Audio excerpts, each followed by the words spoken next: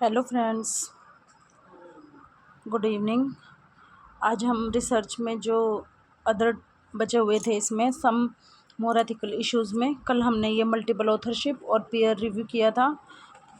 आज हम इसके आगे का करेंगे जिसमें है डुप्लीकेट एंड पार्शियल पब्लिकेशन, आंशिक। ये क्या होता है? यह एक ही डेटा और एक ही परिणाम को एक से अधिक प्रकाशन या जर्नल में प्रकाशित कर रहा है। इसका मतलब क्या होता है कि हम एक ही डेटा को मतलब अलग अलग जर्नल के पास पब्लिश होने के लिए भेज देते हैं। यह मतलब जो है अनएथिकल है, लेकिन कुछ मामलों में स्वीकार्य हो सकता है।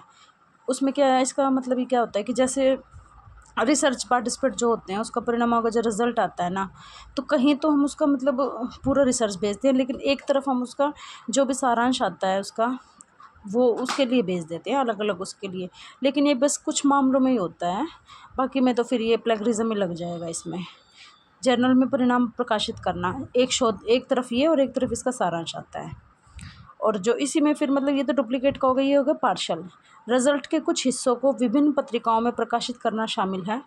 ठीक है, ये जैसे मतलब कोई बहुत बड़ी अगर भाई शोध है तो उसमें तो ठीक है, उसके अलग अलग मतलब पार्ट्स को हम प्रकाशित कर देंगे। लेकिन जो स्मॉल है तो उसके लिए तो अनएथिकल हो जाएगा कि भाई छोटी है उसके बाद भी आप उसके छोटे छोटे पार्ट्स को कहीं और जर्नल में पब्लिश करा रहे हो। तो जिसकी स्टडी बड़ी हो, कई चर वाले अध्ययन हो, उसमें स्वीकार्य हो सकता है, अदरवाइज ये स्वीकार्य नहीं होगा। फिर आपको जो प्लेगरिज्म है वही लगेगा।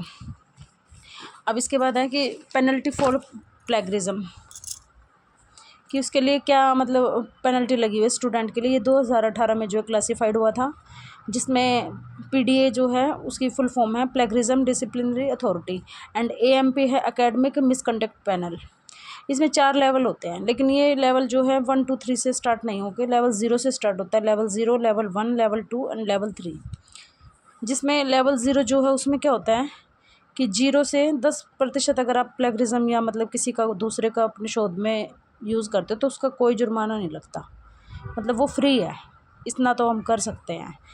एंड जो लेवल 1 है उसमें क्या होता है कि 10% से 40% तक मतलब अगर किसी का सिमिलर हो रहा है, मिल रहा है, तो ऐसे मतलब जो स्टूडेंट होते हैं उसको प्लेगरिज्म की साहित्यिक चोरी की गई स्क्रिप्ट के लिए कोई अंक या क्रेडिट नहीं दिया जाएगा, मतलब कुछ भी नहीं मिलेगा उसका उसमें। और उसे 6 महीने से अधिक की निर्धारित समय अवधि के भीतर एक संशोधित यानी कि दोबारा से फिर आपको स्क्रिप्ट जमा करानी पड़ेगी, अदरवाइज़ फिर वो भी कैंसिल हो जाएगी।